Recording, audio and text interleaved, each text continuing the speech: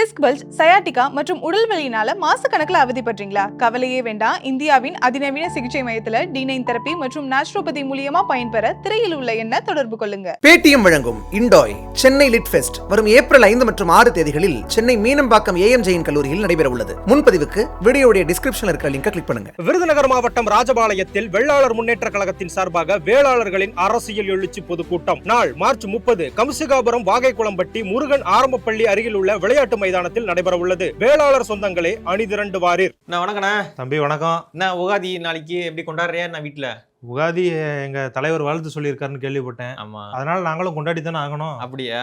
இல்ல நீங்க பாரம்பரியமாவே வீட்டுல கொண்டாடுவீங்கல்ல? இல்ல நான்லாம் கொண்டாட மாட்டேன். எங்க அதெல்லாம் எதுக்கு உனக்கு? நீ கொண்டாடுறியா? இல்ல ஓங்கோல்ல இருந்து தானே எல்லாம் வந்து. நாங்கெல்லாம் தமிழ்நாடு தான், எங்களுக்கு எங்க இடம் எங்களுக்கு தெரியும். இந்த மாதிரி பிரிவினையை தூண்டாம செய்தியை சொல்லு. பிரிவினையை தூண்டுறேன் நானு. ஓங்கோல்ல இருந்து தானே வந்தீங்கன்னா? அண்ணா நாங்க ஒன்னும் ஓங்கோல்ல இருந்து வரலீங்கண்ணா. நீங்க சொல்லுங்க. நீங்க டிஎன்ஏல இருந்து எதெல்லாம் கண்டுபிடிப்பீங்கன்னு எங்களுக்கு தெரியும். சரியா? நீங்க இப்படியே தமிழ்நாட்டுல இருக்கிறதுக்கு பதில் பெரிய ஆராய்ச்சியாளர்கள் ஆயிரலாம்பா நீங்க எல்லாம். சரியா? அப்படி இல்லைண்ணே. அதுக்கப்புறம் தெலுங்கு இன்னொன்னு ஞாபகம் வருது. திருவண்ணாமலை கோயில் இருக்குல்ல, அண்ணாமலையார் பெரிய கோயில், அங்க வந்து ஃபுல்லா தெலுங்கர்களுடைய ஆதிக்கம் இருக்கு.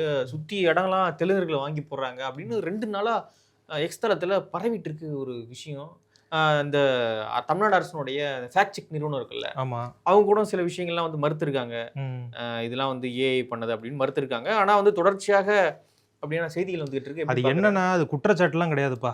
திருவண்ணாமலைக்கும் திருப்பதிக்கும் ஒரு ட்ரெயின் இருக்கு. சரி, நம்ம எப்படி இங்க இருந்து திருப்பதிக்கு போறோமோ அதே மாதிரி திருப்பதியில இருந்து திருவண்ணாமலைக்கு வர்றாங்க சாமி கும்பிடுறதுக்கு. வர்றவங்க நிறைய பேர் இருக்காங்க. தெலுங்குல அதிகமா பேசிக்கிறாங்க கோயில்ல, திருவண்ணாமலை கோயில்ல. அதனால அப்படி ஒரு பிம்பம் கட்டமைக்கப்படுது. இடம் வாங்கினாங்களா வாங்கலையா அப்படிங்கிறத வந்து மற்றவங்க தான் உறுதிப்படுத்தணும். அது அந்த கோயில் சுற்றி நிறைய இடங்களை வந்து தெலுங்கர்கள் வாங்கி போடுறாங்க. அதுக்கப்புறம் நிறைய பெயர் பலகைகள்லாம் தெலுங்குல மாறிட்டு வருது அப்படின்லாம் சொல்றாங்களே. இதெல்லாம் எப்படி? எனக்கு அது மேல நம்பிக்கை இல்லப்பா. ஏன்னா அந்த கோயிலை சுற்றி பார்த்தேன் அப்படின்னா எல்லா இடத்துலையும் அன்னதான மடங்கள் தான் இருக்கு. ஆமா, நிறைய ஆசிரமங்கள் இருக்கு. அதனால ஒருத்தங்களுக்கு காசுக்காக இந்த ஆசிரமங்கள்லாம் விற்கப்படுமா அப்படிங்கிறது ஒரு கேள்வி. மற்றொரு இடங்கள் இருந்தாலும் யார் அதிகமா காசு வச்சிருக்காங்களோ அவங்க வாங்க போறாங்க. இன்னைக்கு வந்து மொழியை பார்த்தா எல்லாரும் விற்கிறாங்க. இப்போ நானே ஒரு இடம் வச்சிருக்கேன், நீ வந்து தமிழன், இன்னொருத்தர் தெலுங்குக்கார் வந்து அதிகமா காசு கேட்டாருன்னு அவருக்கு தான் கொடுப்பேன், உனக்கா கொடுப்பேன். காசு தான் முக்கியம். அதனால யாருக்கு யார் விற்கிறாங்க அப்படிங்கிறதெல்லாம் இல்ல. இன்னொன்னும் சொல்லப்படுது என்ன அப்படின்னா, அந்த மாவட்டத்தினுடைய அமைச்சர் இருக்காருல்ல, அவரும் தெலுங்கு அமைச்சர். சோ இதெல்லாம் வந்து கனெக்ட் பண்ணி சொல்றாங்க. அங்க துணை சபாநாயகர் இருக்காருல்ல, கீழ்பண்ணாத்தூரினுடைய சட்டமன்ற உறுப்பினர் திரு பிச்சாண்டி அவர்கள், அவருமே வந்து தெலுங்கு. சோ இதெல்லாம் கனெக்ட் பண்ணி ஏதோ ஒன்று பேசிக்கிட்டு இருக்காங்க சமூக வலைதளங்கள்ல. இதெல்லாம் வந்து நம்ம நீ சொல்லாத பொய்ன்னு அந்த மக்கள், அந்த மாவட்டத்தினுடைய மக்கள் சொல்லட்டும் என்ன நடந்துகிட்டு இருக்கு. சமூக வலைதளங்கள்ல போறதெல்லாம் வந்து நீங்க எப்படி பாக்குறீங்க அப்படின்றதெல்லாம் வந்து கீழே கமெண்ட்ல மறக்காம பதிவு பண்ணுங்க. நான் சொல்றேன் அது பொய் தான், மக்களும் பொய்ன்னு தான் சொல்லுவாங்க, அதை நான் நம்புறேன். சரி, இந்த அதிமுக காரங்க இருக்காங்கல்ல, அவங்க கட்சிக்குள்ளேயே 1000 பிரச்சனை இருக்குப்பா. ஆனாலும் எங்கிட்ட வந்து உரண்டை எழுத்துக்கிட்டு இருக்காங்க. என்ன பிரச்சனை? செல்லூர் ராஜு இருக்காருல்ல, அவர் என்ன சொல்லியிருக்காரு தெரியுமா? திமுக காரங்க வந்து கொள்கை கூட்டணி சொல்றாங்க. ஆனா உங்க கொள்கை கூட்டணி எல்லாம் கிடையாது. கொள்ளை கூட்டணி சொன்னா கூட பரவாயில்லையே, அது சூட்கேஸ் கூட்டணிங்கிறாருப்பா. ஆமா, கொள்ளை அடிச்சு அதுல கொண்டு போறீங்க. கொள்ளை அப்படிங்கிறது என்ன தெரியுமா? அதாவது கொள்ளை அப்படிங்கிறதுக்கு இன்னொரு பேர் இருக்கு, அது உனக்குலாம் தெரியாது. சரி என்ன இப்ப என்ன சொல்ல வர? சூட்கேஸ் கூட்டணின்னு சொன்னது தப்புப்பா. எங்களை சூட்கேஸ் கொடுத்து கூட்டணி கூப்பிடுறீங்களாமா? ஆமா, அப்படி சொல்றாரு அவரு. அந்த 25 கோடி கொடுத்தீங்களா அந்த மாதிரி? அது வந்து அவங்களுடைய கட்சி வளர்ச்சிக்காக நாங்க கொடுத்தோம். சரி, அதுவும் இதுவும் வேற. அவர் சொன்னது தப்பு, அதை வந்து நான் இப்போ சொல்லிக்கிறேன். நீ வந்து மறுத்திருக்க. இப்ப செங்கோட்டையன் அவர்கள் டெல்லிக்கு போயிருக்காரு, அதை பத்தி ஏன் செல்லூர் ராஜு பேச மாட்டாரு? அது உங்களுக்கு என்ன பிரச்சனை? அதனால வந்து நாளைக்கு சென்னையில வேளச்சேரியில ஒரு 10 குடும்பம் தண்ணி இல்லாம துவைக்க போதா? செங்கோட்டையும் டெல்லிக்கு போறதுனால விழுப்புரத்துல ஒரு 10 குடும்பம் 10 கிராமம் வந்து தண்ணி இல்லாம நாளைக்கு தவிக்க போதா? இல்ல விவசாயம் பாழ்பட்ட போதா? மக்களுக்கு என்ன தேவையோ அதை பேசியான்னா செங்கோட்டையும் டெல்லி மக்களுக்கான பிரச்சனையை செல்லூர் ராஜு மட்டும் பேசுறாரா? கொள்ளை கூட்டணி சூட்கேஸ் கூட்டணிங்கிறாரு. நீ இந்த மாதிரி தான் பேசிக்கிட்டு இருக்க. நீ மக்களுக்கு தேவை. அவங்க எதிர்கட்சி, அவங்க எது ஒன்னா பேசுவாங்க.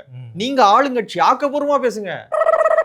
மத்திய அரசுக்கு நாங்க தானே எதிர்கட்சி, அதுக்காண்டி அப்படி பேசுறோம். நிர்மலா சீதாராமனை செங்கோட்டையன் ஏன் சந்திக்கிறாரு?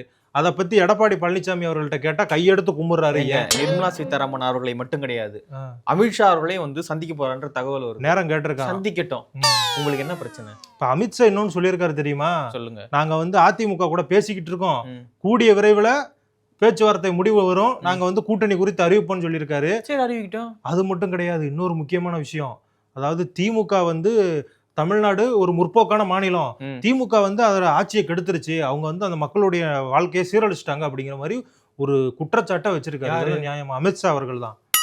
ஸோ இந்த மாதிரி அவங்க பொய்யா சொல்லிக்கிட்டு இருக்காங்க. பாஜகவும் சரி, கூட்டணி தான் ஸ்ட்ராங்கா இருக்குல்லப்பா. ஆமா, அப்புறம் அவங்க குற்றச்சாட்டு வச்சான்னா, பொட்டி வச்சான்னா, எது வச்சா உங்களுக்கு என்ன? இல்ல இந்த திருமாவளவன் குறித்து ஏதோ ஒரு வீடியோ வந்திருக்கு, அதை பத்தி நீ கேள்விப்பட்டியா? இல்ல அவர் ஏதோ அதிருப்தியில இருக்கிற மாதிரி வீடியோ வந்திருக்குன்னு சொன்னாங்களே. அப்படியா? அவர் ரொம்ப நாளா அப்படிதானே இருக்காரு. இல்லப்பா, அது ஏஐ வீடியோவா இருக்குமோன்னு நாங்க சர்ச் பண்ணிக்கிட்டு இருக்கோம். ஏன்னா அவர் பேசுற மாதிரியே அவருடைய குரல் வளத்தை பயன்படுத்தி பேச வச்சிருப்பாங்களோ அப்படின்னு எங்களுக்கு ஒரு நம்பிக்கை இருக்கு. ஏன்னா அவரெல்லாம் எங்க மேல அதிருப்தியே கிடையாதுப்பா. கிடையாது. கொடிக்கமெல்லாம் ஏத்த விட்டீங்க அவரை. கொடிக்கமோ என்னன்னா, நாங்க எங்களுடைய கொடியும் தானே எடுத்தோம். நீயே நியாயமா சொல்லு. அதாவது தேசிய நெடுஞ்சாலைகள் பக்கத்துல கொடிக்கமோ நடக்கூடாது அப்படின்னு ஒரு ஆணை வந்தது. அதுக்கு முன்னாடியே இந்த பிரச்சனை போயிட்டு இருக்குங்க. அவங்க கொடியை நீங்க ஏத்த விட மாட்டீங்க அப்படின்னு சொல்றாங்க. அதான் கூட்டணி கட்சியா இருந்தாலும் நாங்க வந்து நியாயமா செயல்படுறோம் அப்படிங்கிறதுக்கு இதுதான் ஒரு உதாரணம். நான் அப்படி சுத்தும் போது நீ இப்படி சுத்தணும், நான் இப்படி சுத்தும் போது நீ அப்படி சுத்தணும். அப்பதான் ஈயம் பூசண மாதிரி இருக்கும், பூசாத மாதிரி இருக்கும் அப்படின்னு. நீங்க தான் இந்த மாதிரியான தேவையில்லாத விஷயங்கள்லாம் பண்ணுவீங்க. இப்ப ரீசெண்டா கூட ஒரு மீட்டிங்ல என்ன சொன்னாரு அப்படின்னா, திமுக காரங்க எல்லாம் நம்மள முழுசா ஏத்துக்கிட்டான்னு அர்த்தம் கிடையாது. நான் இப்ப பேசிக்கிட்டு இருக்கும் பொழுது கீழே 10 பேர் திமுக காரன் வந்து தப்பு தப்பா கமெண்ட் போட்டுருப்பான். அதெல்லாம் பார்த்துக்கிட்டு நம்ம வந்து அரசியல் பண்ணிட்டு இருக்க கூடாது அப்படின்னு வந்து சொன்னார். சோ அவருக்கே தெரியுது இவனுங்க இப்படிதான் பண்ணுவானுங்க அப்படின்னு சொல்லிட்டு. விசிகா காரங்க எங்களை முழுசா ஏத்துக்கிட்டாங்களா? நாங்க ஏதாவது போட்டா அவங்களும் தான் தப்பு சொல்றாங்க. ஏன் நிறைய செய்தி தொடர்பாளர்களே இன்டர்வியூலாம் எங்களை திட்டுறதை நீங்க பாக்குறீங்கல்ல.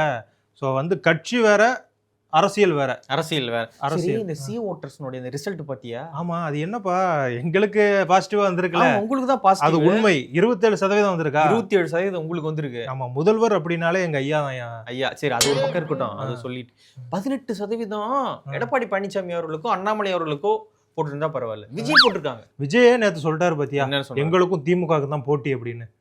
சரி, அதை கணக்கு பண்ணி தான் போட்டிருக்காங்களா? அதை கணக்கு பண்ணி போட்டிருக்காங்க. இன்னொரு முக்கியமான விஷயம் என்னன்னா, எதிர்கட்சியே இல்ல தமிழ்நாட்டுல. எதிர்கட்சி அப்படிங்கிறது ஒண்ணு இல்ல. சரி, புதுசா ஒருத்தர் வர்றாரு அப்படின்னு சொல்லிட்டு அவருக்கு கொஞ்சம் வாக்குகள் இருக்கு அப்படிங்கிற மாதிரி காட்டுறாங்க. சோ நாங்க தான் தொடர்ந்து ஆட்சி அமைக்க போறோம், 2026 நாங்கள் தான் அப்படிங்கிறதுக்கு இதுதான் முதல் எடுத்துக்காட்டு. நாங்க தான் 200க்கு 200, 234, 34. அது எங்க கூட்டணி கட்சிகள் போனா போகுது அப்படின்னு விட்டுருங்க. இல்ல அது எங்க கூட்டணி கட்சிகள். திமுக அந்த சிம்பிள் மட்டுமே 200 வின் பண்ண 200 ஜெயிக்க போகுது. அது வந்து இப்பயே நான் அடிச்சு சொல்றேன். 34ல காங்கிரஸ், விசிகா, மார்க்சிஸ்ட் கம்யூனிஸ்ட், இந்திய கம்யூனிஸ்ட் எல்லாருமே. சரி, அது ஒரு பக்கம் இருக்கட்டும். இன்னொரு பக்கம் வந்து சீமான் அவர்கள் இன்னைக்கு ஒரு அறிக்கை கொண்டு வெளியிட்டு இருக்காரு. அதுல என்ன சொல்றாரு அப்படின்னா, விழுப்புரம் மேல்பாதி இந்த கோயில் இஷ்யூ இருக்கு இல்லையா, கோயிலுக்குள்ள நுழையக்கூடாதுன்னு சொல்லி பிரச்சனையாகி கோயில் பூட்டி. இப்போ என்ன சொல்லியிருக்காரு அப்படின்னா, அந்த கோயில்ல மக்களை வழிபட அனுமதிக்கல அப்படின்னா, பூட்டி கிடக்கு கோயில், வழிபட அனுமதிக்கல அப்படின்னா விரைவில் ஆலய நுழைவு போராட்டத்தை நாங்கள் நடத்துவோம் அப்படின்னு இருக்காரு. யார் ஈவேரா நடத்தின மாதிரி நடத்த போறாரா? அதெல்லாம் ஈவேராவை நாங்க பயங்கரமா நடத்துவோன்றாரு. அப்படியா? இப்போ வைக்கம் வீரர் அப்படின்னு அவருக்கு பேர் வந்த மாதிரி இவருக்கு மேல்பாதி வீரர்னு பேர். அவர் வைக்கம் வீரர், இவர் விழுப்புரம் வீரர், அந்த மாதிரி. ஓகே ஓகே, பாப்போம்ப்பா. அதுக்கெல்லாம் கிடையாது, நாங்க எல்லா மக்களுக்கும் சமமா தான் நடந்துகிட்டு இருக்கோம். சோ மேல்பாதி மக்களுக்கும் விரைவில் நியாயம் கிடைக்கும் எங்க ஆட்சியில. உங்க ஆட்சியில ஏன் கோயில் பூட்டி கிடக்கா? இப்போதைக்கு இரு தரப்பினர் கூட பிரச்சனை நீயே தானே சொல்ற. சரி, பெரியார் ஐயா வந்து ஆலய நுழைவு போராட்டம் நடத்தினாருன்னு சொல்றீங்க மேடைக்கு மேடையே. அதுக்குதான் போய் வைக்கத்தெல்லாம் போய் இந்த ஒரு சீன் கிரியேட் பண்ணீங்க இல்லையா? சரி, இங்க மேல்பாதியில 2 பேரை கூட்டு போனாலும் உள்ள. அதான் கொஞ்ச நாள் ஆகட்டும்பா. இப்போதான் அங்க வந்து பிரச்சனை முடிஞ்சு ஓரளவுக்கு சுமூகமான சூழல் இருக்கு. அதெல்லாம் நீங்க என்ன கொஞ்ச நாள், 2 வருஷம் ஆக போகுது. 2 வருஷம் தான். 2 வருஷம் கழிச்சு நீங்க வந்து வைக்கம்ல எத்தனை நாள் அந்த பிரச்சனை இருந்தது அப்படின்னு உங்களுக்கு எல்லாம் தெரியாது. நீ எல்லாம் சின்ன பையன், வரலாறை படி முதல்ல. சரி, எப்ப பார்த்தாலும் உட்காந்துட்டு சீமான் பேசுறதே கேட்டா இப்படித்தான் இருக்கும். கொஞ்சமாவது வரலாற்றை படிங்க, வரலாறு என்ன சொல்லுதுன்னு பாருங்க. வைக்கம் வீரர் அப்படிங்கிற பெயர் எப்படி வந்தது அப்படின்னு கொஞ்சம் யோசிச்சு பாருங்க. இப்ப வந்து விழுப்புரம் வீரர்னு அவருக்கெல்லாம் கிடைக்காது, எங்களுக்கு தான் அந்த பேர் கிடைக்கும். ஏன்னா விழுப்புரத்துல நாங்க தான் மணிமண்டபம் கட்டியிருக்கோம், உனக்கு தெரியுங்களா? அதுல ஒரு பக்கம் இருக்கட்டும், அதெல்லாம் கட்டினீங்க கோவிந்தசாமியா, அதெல்லாம் ஒரு பக்கம் இருக்கட்டும். ஒரு 2 பேரை கூட்டு போனீங்கன்னா உங்களுக்கு ஒரு பட்டம் கிடைக்கும்ல. அது 2026 தேர்தலுக்கு முன்னாடி அதை நாங்க செஞ்சே காட்டுவோம். செஞ்சு காட்டுறீங்க? ஏன் செஞ்சு காட்டுறீங்க? திண்டிவனம் காட்டலாம்ல. வேண்டாம் தம்பி, வேண்டாம். நீ தம்பி அடுத்து வருவாப்புல, நான் அவர்கிட்ட அப்படி பேசிக்கிறேன். சரி சரி, இல்ல அது அப்படி கண்டினியூவா அதை வச்சுட்டு போனாதான் அவர் வந்து தொடர்ந்து செஞ்சு திண்டிவனம் வந்துருச்சு. அவர் என்ன சொல்ல காத்திருக்காரோ. விழுப்புரம் செஞ்சு திண்டிவனம், அப்படி போய் திருவண்ணாமலை போய் அப்படி போய் திருவண்ணாமலை தான் ஆரம்பத்திலே சொல்லிட்டீங்களே. தெலுங்கரு ஆம்பளை, தெலுங்கரு. தம்பி வணக்கம். தேசியம் என்ன 2 வயசு குழந்தைய பத்தி எல்லாம் வீடியோ போட்டுக்கிட்டு இருக்க? நானா? ஆமா. எப்பவா? எங்க அமைச்சர் சொல்லியிருக்காரு பத்தியா, கோவி செழியன், விஜய் கட்சி வந்து 2 வயசு குழந்தை, அதெல்லாம் வந்து எங்கள்ல வந்து நேருக்கு நேரம் நிக்குது அப்படிங்கிற மாதிரி சொல்லியிருக்காரு. நீ அவங்கள பத்தி ஏதோ கிண்டல் பண்ணிலாம் வீடியோ போட்டிருக்கியப்ப, நல்லா வைரலா போகுதே. அது நல்லா போயிருக்கு. நான் எதிர்பார்க்கல இவ்வளவு நல்லா போகும்ட்டு. ஆனா நான் பண்ண வீடியோ இல்லப்பா, சோஷியல் மீடியால நிறைய பேர் ட்ரோல் பண்ணிருப்பாங்க, அதை எடுத்து ஒரு கம்பைலேஷனா பண்ணேன், அவ்வளவுதான். அப்படியா? சரி, இந்த அமித்ஷா இருக்கார்ல, நான் வந்து அவங்கள விஜயை தாக்கிட்டு நேரா உங்களை தாக்க வர்றேன். அமித்ஷா அவர்கள் வந்து ராகுல் காந்திக்கு பேச நேரமே கொடுக்க மாட்டாரு. ராகுல் காந்தி ஒரு குற்றச்சாட்டை முன் வச்சிருக்காரு பாத்தியா? ராகுல் காந்தினா உங்களுக்கு ஏன்பா அவ்வளவு பயமா இருக்கு? அதுக்கு அமித்ஷா பதில சொல்லு. ஏன் அமித்ஷா பதில மட்டும் கட் பண்ணி தூக்குற? அமித்ஷா பதில் சொல்ல நமக்கு இல்ல, நாங்க வைக்கிற குற்றச்சாட்டு தான் முக்கியம். என்ன குற்றச்சாட்டு, அதுக்கான பதில் நீ சொல்லு. காங்கிரஸ் எவ்வளவு எம்பிக்கள் இருக்காங்க? காங்கிரஸுக்கு 99 எம்பிக்கள். பப்பு யாதவா ஒரு யாதவ் வந்து சேர்ந்தாரு. 99 வச்சுக்கோ. 99 100 வச்சுக்கிறியா? 543ல 100 எம்பிக்கள் இருக்காங்க. அந்த விகிதாச்சாரத்துக்கு காங்கிரஸ்க்கு மட்டுமே 42% நேரம் கொடுக்கப்படுது ஒட்டுமொத்த நேரத்துல. அதாவது எம்பிக்களோட எண்ணிக்கையை பொறுத்து அவங்க வந்து 20% வச்சுக்கலாம். சும்மா ஒரு பேச்சுக்கு ஏதாவது வச்சுக்கோ. அதை விட எவ்வளவு மடங்கு அதிகம் கொடுக்கப்பட்டிருக்கு நேரம். அவங்களுக்கு கொடுக்கப்பட்ட நேரத்துல பேசாம இவர் எங்கேயோ வெளிநாட்டுக்கு ஓடி போயிட்டு மத்தவன் பேசும்போது நான் பேசணும்னா எப்படிப்பா? அதாவது அவருக்கு கொடுக்கப்பட்ட நேரத்துல தான் அவர் பேசணும் அப்படிங்கிறீங்களா? அவர் எதிர்க்கட்சி தலைவர்ப்பா, அவர் எப்பனாலும் பேசலாமே. எப்பனாலும் பேசலாமா? ஆமா. இவர் பிரதமர், நான் பேசிட்டே இருப்பேன்னா விட்டுருவியா? இல்ல, அதாவது மக்களுடைய கருத்துக்களை எடுத்து வைக்கிறது அவர் ஒருத்தர் தானே. மத்தவங்க எல்லாம் சும்மா உங்களுடைய பெருமையை பேசிக்கிட்டு இருக்கீங்க.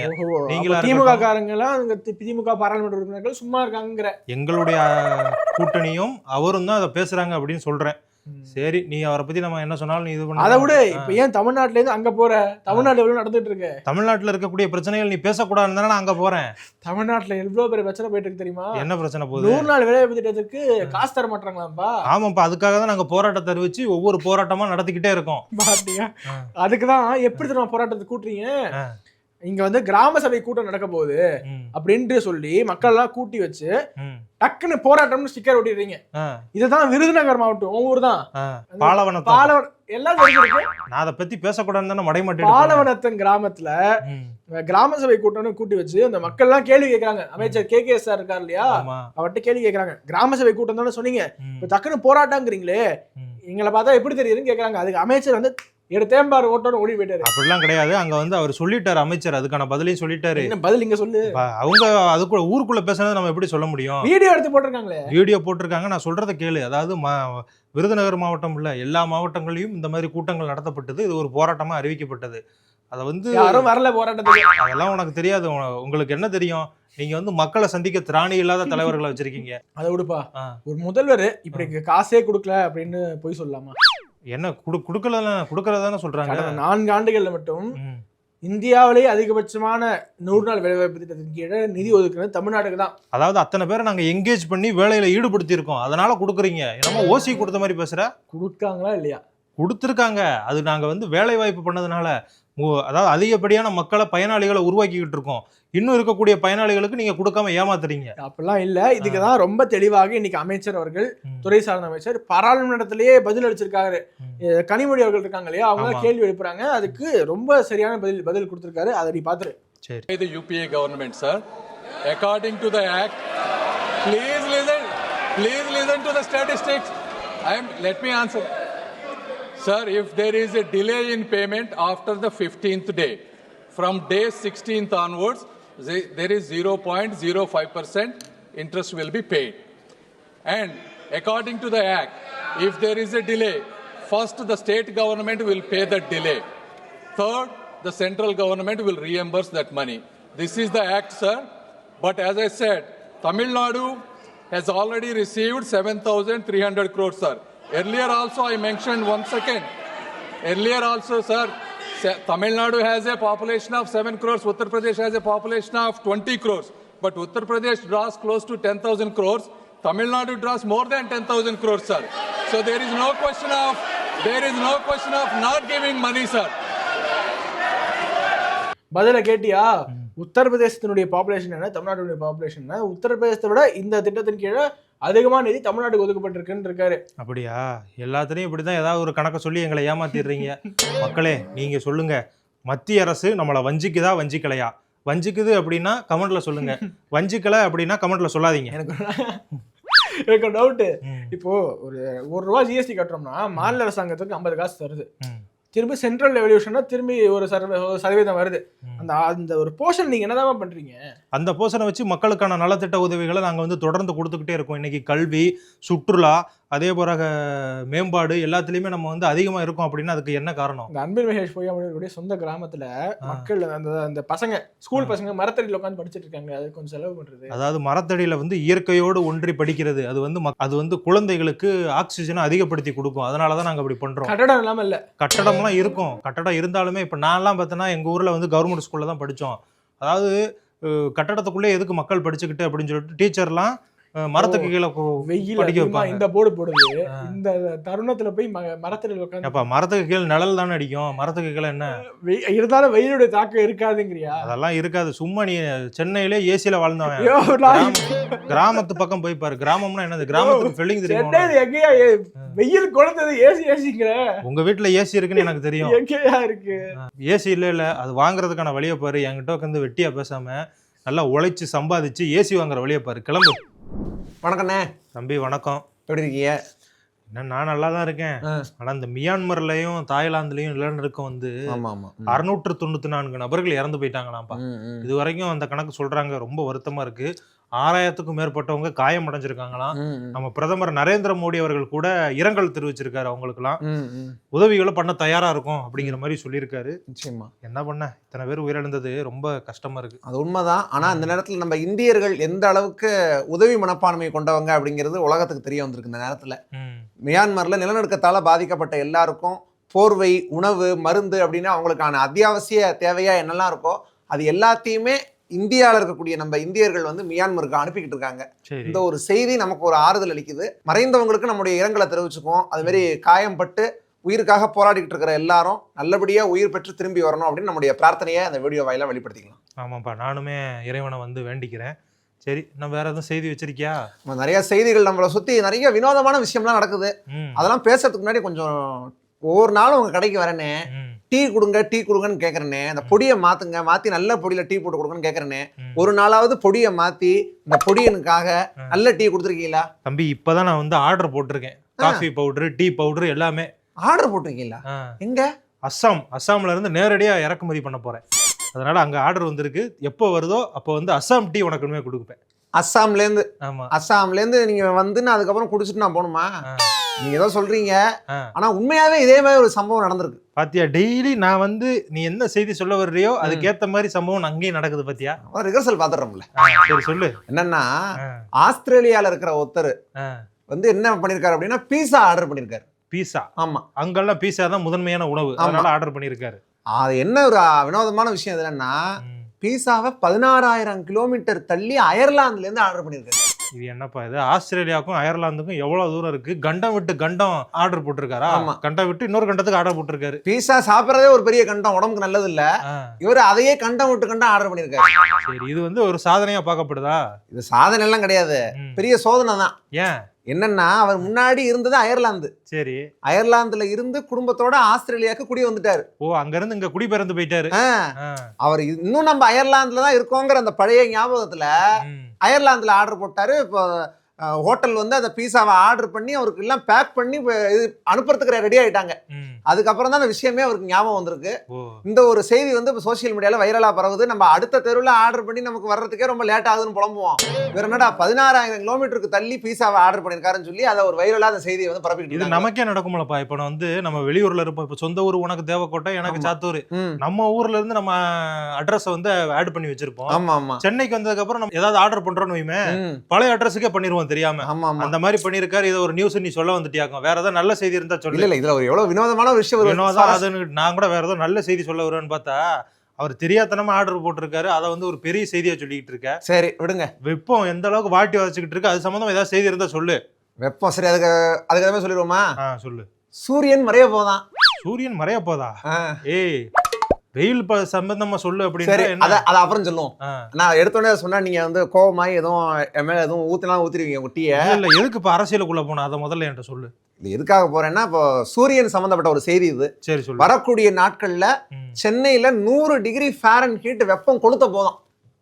ஏற்கனவே வெயில் தாங்க முடியல. இப்ப எத்தனை ஃபாரன்ஹீட் இருக்கு? இப்ப 90 கிட்ட இருக்குன்னு நினைக்கிறேன் கீழே. அப்ப 100ன்னா இன்னும் வாட்டி உதச்சிருமே நம்ம வாட்டி உதச்சிரும். அதுக்கப்புறம் உங்க டீ கடையில நீங்க இழுத்துட்டு மூடிட வேண்டியதான். ஏன்னா இருக்கிற வெயில்ல உங்க டீ வேற வந்து குடிப்பான எல்லாம் வந்து எத்தனை பேர் வந்து குடிச்சுக்கிட்டு இருக்காங்கன்னு உனக்கு தெரியுமா? சரி, சூரியன் மறைய போகுதுன்னு சொன்னேன்ல. ஆமா, அத இன்னும் விரிவா சொல்லிடுவா. என்ன அப்படி சந்தோஷப்பட்டு சொல்லிக்கிட்டு இருக்கே? ஆமா, சூரியன் மறைய போகுதுன்னா சந்தோஷம் தானே. சரி, செய்தியை சொல்லு. இன்னைக்கு வந்து சூரிய கிரகணம். 93% வந்து சூரியன் இன்னைக்கு மறைஞ்சிருமா. ஆனா அது நம்ம வந்து இந்தியால பார்க்க முடியாது. இப்ப வட அமெரிக்கா, கிரீன்லாந்து, ரஷ்யா இது மாதிரியான இடங்கள்ல வந்து இன்னைக்கு இதை பார்க்கலாம் அப்படிங்கிற அறிவிப்பு வெளியாயிருக்கு. எப்படியும் இந்தியாலையும் கொஞ்சம் வருஷத்துல இது நடந்துருச்சுன்னா ரொம்ப நல்லா இருக்கும் தானே. இந்தியால நடக்கணுமா, சூரிய கிரகணம் நடக்கணுமா, இல்ல வேற எதுவும் சொல்ல? எல்லாரும் என்ன ஆசைப்படுறாங்களோ அது நடந்தா போதும். மக்களே, நீங்க அதுக்கு ஆசைப்படுறீங்களா? தமிழ்நாட்டுல சூரியன் ஆசைப்படுறீங்களா? கமெண்ட்ல சொல்லுங்க. சரி, அதை மக்கள் சொல்லிக்குவாங்க. இப்போ உங்களை மாதிரியே நீங்க எப்படி வந்து டீல பொடிங்கிற பேர்ல என்னெல்லாமோ கலந்து டீங்கிற பேர்ல விற்கிறீங்களோ, இதே மாதிரி ஒரு அம்மா வந்து ஒரு ஃப்ராடுத்தனம் பண்ணிருக்கு. ஃப்ராடுத்தனமா? இது ஃப்ராடுத்தனம்னு சொல்ல முடியாது, ஒரு விளையாட்டுத்தனமா பண்ணிருக்காங்கன்னு சொல்லலாம். இல்ல உங்க சில பேருடைய கண்கள்ல ஃப்ராடுத்தனம் மாதிரி கூட தெரியலாம். என்ன சம்பவங்கிறத சொல்லிடுறேன். இங்கிலாந்துல இருந்து ஸ்காட்லாந்துக்கு போகக்கூடிய ஒரு ஃபிளைட், சரி, ரியான் ஏர் அப்படிங்கிறது அந்த விமானத்தோட பேரு. அந்த விமானத்துல 20 வயசு மதிக்கத்தக்க ஒரு பெண் வந்து டிராவல் பண்ணிருக்காங்க. ஓகே, பயணம் பண்ணிருக்காங்க. ஆமா, அவங்க என்ன பண்ணிருக்காங்கன்னா, இந்த லக்கேஜுக்கு தனியா இப்ப காசு கேட்பாங்களா நிறைய இடத்துல. ஆமா ஆமா, அந்த லக்கேஜ் கட்டணத்தை வந்து தவிர்க்கணுங்கிறதுக்காக அவங்க கொண்டு வந்த பொருட்கள், மேக்கப் பை, மேக்கப் கிட்டு, அந்த மாதிரி இந்த ஓவர் கோட்டு, இது எல்லாத்தையும் மறைச்சு அவங்க வந்து பிரெக்னண்டா இருக்கிற மாதிரி ஒரு நாடகம் ஆடி லக்கேஜுக்கு காசே கொடுக்காம அவங்க டிராவல் பண்ணிருக்காங்க. இந்த எனக்கு தெரிஞ்சு உங்களை ஃபாலோ பண்றாங்கன்னு நினைக்கிறேன். நான் என்னப்பா அந்த மாதிரி எதுவும் பண்ணேன் இல்ல. இப்ப நீங்க வந்து நீங்களே டிக்கெட் எடுக்காம வந்ததா நாங்க கேள்விப்பட்டிருக்கோம் சில நேரங்கள்ல. ஓஹோ, நீ என்ன வந்த புதுசுல என்ன பத்தி அரசியல் எதுவும் பேச மாட்டேன், அதனால உன்னை எனக்கு ரொம்ப பிடிக்கும். ஆனா இப்ப என்னடா நீயுமே எனக்கு வந்து பொடி வச்சு பேசிக்கிட்டு இருக்க, அங்கங்க புள்ளி வச்சு பேசுற, இதெல்லாம் சரியில்லை தம்பி, பாத்துருங்க. நீங்க உங்க கடையில பொடியை மாத்தல, அப்ப இந்த பொடியும் கொஞ்சம் பேச்சுல பொடியை வைக்க வேண்டியதானே. சரி, அவங்க என்ன ஃபாலோ பண்றாங்கன்னு சொல்ற, இதை ஏன்பா நீ ஃப்ராட் அப்படின்னு சொல்ற? இது வந்து ஸ்மார்ட் ஒர்க்னு சொல்லலாம்ல. ஸ்மார்ட் ஒர்க் அது? ஆமா, அதாவது வரி ஏய்ப்பு அப்படின்னு எத்தனை பேர் பண்ணிக்கிட்டு இருக்காங்க. இப்ப நிறைய தம்பதிகள்லாம் இருக்காங்கல்ல, அவங்க வரி கட்டுறதை குறைக்கிறதுக்காக என்ன தெரியுமா பண்றாங்க, அவங்களே வேணும்னே டைவர்ஸ் வாங்கிக்கிட்டு டைவர்ஸ் ஆன மாதிரி காட்டிக்கிறாங்க. அப்ப அது அந்த ஜீவனாம்சத்துக்கு வந்து வரி கட்ட தேவையில்லைன்னு நினைக்கிறேன். அப்படி சொல்றாங்க, நமக்கு அதை பத்தி முழு விவரம் தெரியல. சோ அந்த மாதிரி ஒவ்வொருத்தங்களும் அவங்கவுங்க வரியை குறைக்கிறதுக்கு நிறைய ஐடியாக்கள் புதுசா வந்துகிட்டு இருக்கு. அந்த மாதிரிதான் அந்த பெண்ணும் பண்ணிருக்க வாய்ப்பு இருக்கு. அதனால அந்த பொண்ணுக்கு நான் சப்போர்ட் தான் பண்றேன். அப்ப டிக்கெட் எடுக்காம டிராவல் பண்றது, லக்கேஜுக்கு டிக்கெட் எடுக்காம இருக்கிறது, இது எல்லாமே ஸ்மார்ட் ஒர்க் உங்க பார்வையில. ஒரு சிலர் அதை ஃப்ராடுத்தனம் சொல்றீங்க, நான் வந்து அதை ஸ்மார்ட் ஒர்க்னு சொல்றேன். நம்ம மக்கள் என்ன சொல்றாங்கன்னு கேட்போம், அவங்க கமெண்ட்ல சொல்லுவாங்கல்ல. சொல்லுங்க, நீங்களே இதுக்கு என்ன வழிங்கிறத கமெண்ட்ஸ்ல சொல்லுங்க. பேசு தமிழா பேசுவினுடைய மக்கள் ஃபவுண்டேஷன் மூலமா நம்ம ஒரு மிகப்பெரிய ஒரு பசு சரணாலயம் அமைப்பதற்கான முயற்சியில் ஈடுபட்டிருக்கோம். இந்த பசுக்கள் சரணாலயத்திற்கு என்னுடைய கான்ட்ரிபியூஷனா நான் ஏதாவது கொடுக்கணுங்கிற எண்ண ஓட்டத்தின் அடிப்படையில் கிட்டத்தட்ட 10 ஆண்டுகளுக்கு மேல நான் கலெக்ட் பண்ண கலை பொருட்கள் அனைத்தையும் விற்று அதன் மூலமாக திரட்டப்படக்கூடிய தொகை என்னவோ அதை இந்த மக்கள் ஃபவுண்டேஷனுக்கு, இந்த பசு சரணாலயம் திட்டத்திற்கு என்னுடைய கான்ட்ரிபியூஷனாக கொடுக்க போறேன். இந்த பொருட்கள் அனைத்துமே நம்முடைய பேசு தமிழா பேச அலுவலகத்தில் விற்பனைக்கு இருக்குது. கீழே இருக்கக்கூடிய இந்த கான்டாக்ட் நம்பருக்கு நீங்க கால் பண்ணி இது பற்றின மேலதிக விவரங்களை நீங்க தெரிஞ்சுக்கலாம். அது மட்டும் இல்லாம மக்கள் ஃபவுண்டேஷனுடைய அக்கௌண்ட் நம்பரை இந்த வீடியோடைய டிஸ்கிரிப்ஷன்ல கொடுத்துருக்கோம். நீங்க நேரடியாக அந்த அக்கௌண்ட் நம்பர் மூலமாகவும் உங்களுடைய கான்ட்ரிபியூஷன்ஸை கொடுக்கலாம். பேசு தமிழா பேசு ஒரு சேனல் கிடையாது, அது ஒரு இயக்கம்னு நான் உறுதியாக நம்புறேன். உங்களுடைய குரலை தான் நாங்கள் ஒவ்வொரு வீடியோலையும் பேசுகிறோம், உங்களுடைய மனசாட்சியை தான் நாங்கள் பிரதிபலிக்கிறோங்கிற ஒரு எண்ணம் எங்களுக்கு இருக்குது. அதே எண்ணம் உங்களுக்கு இருந்ததுன்னா தொடர்ந்து பேசு தமிழா பேசுவனுடைய முயற்சிகளுக்கு நீங்க கொடுக்கக்கூடிய ஆதரவை இந்த பசுக்கள் சரணாலயம் திட்டத்திற்கும் கொடுக்கணும்னு சொல்லி ரொம்ப தாழ்மையோடு கேட்டுக்கிறேன். உங்களுடைய அன்பாலையும் ஆதரவாலையும் தான் பேசு தமிழா பேசி இயங்கிட்டு இருக்கு. அதற்கு என்றென்றைக்கும் நன்றி. நிறைய பேர் வந்து சாருடைய மறைவுக்கு காரணம் என்ன அப்படின்றத ரொம்ப வருத்தத்தோட வந்து எங்ககிட்ட கேட்டுட்டு இருந்தாங்க சார். நீங்க அதை சொன்னீங்கன்னா கொஞ்சம் மக்களுக்கு ஆறுதலாக இருக்கும் சார். அவருடைய இடைவிடாத உழைப்பு, மக்களுக்காக சேவை செய்யணும் அப்படிங்கிற ஒரே எண்ணத்துல வந்து அவர் இரவு பகல் பாராம. இந்த மாதிரி ஆன்மீகம் மற்றும் ஜோதிடம் சார்ந்த இன்னும் பல வீடியோக்கள் பார்க்கணுமா? மறக்காம திருவருள் டிவிக்கு சப்ஸ்கிரைப் பண்ணுங்க. திருவருள் டிவியுடைய சேனல் லிங்க் இந்த வீடியோடைய டிஸ்கிரிப்ஷன்ல இருக்கு.